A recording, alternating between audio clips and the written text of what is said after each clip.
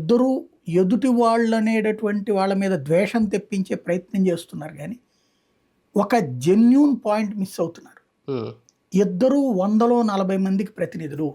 అవును. వాళ్ళకి 40% ఓట్లు వచ్చినాయి, వీళ్ళకి 40% ఓట్లు వచ్చినాయి.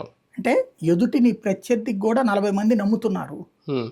అలాంటప్పుడు 40 మంది నమ్మే ప్రత్యర్థిని అంతం చేస్తాం అంటే ఏం చేయాలి? అదే కదా ఉన్న ఏకైక ఆప్షన్ మర్డర్ చేయాలి. అంటే ఆయన కూడా మరి అప్పుడు లాస్ట్ టైం గుర్తుంటే అధికారంలో రాగానే అసలు ప్రతిపక్షం లేకుండానే చేస్తాను విజయం అని ఆయన ఇద్దరు కూడా అన్నారు స్టార్టింగ్ లో. అప్పుడు అధికారంలో రాగానే విజయం మనదేంటి, ప్రతిపక్షం కూడా రాకుండా ఉండాలని ప్రార్థన చేస్తానని అన్నారు, అంతేగాని అంతం చేస్తానని తనలా. అంటే ఈయన కూడా అన్నారు ఇంకా ప్రతిపక్షం అనేది లేకుండా చేస్తాం రాదు అది అని చెప్పారు. అంటే అది పరిపాలన ద్వారా అన్నారు, అంతేగాని అంతం చేస్తామంటలేదు. ఒకసారి బాబు గారు అన్నది వినిపిద్దాం మళ్ళీ.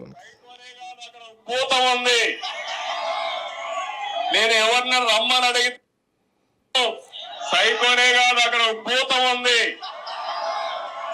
నేను ఎవరిని రమ్మని అడిగితే వాళ్ళు అంటున్నారు మీరు బాగానే ఉంది, మీ మీద మాకు నమ్మకం ఉంది, మీకు ట్రాక్ రికార్డు ఉంది, కానీ మీ రాష్ట్రంలో ఒక భూతం ఉంది.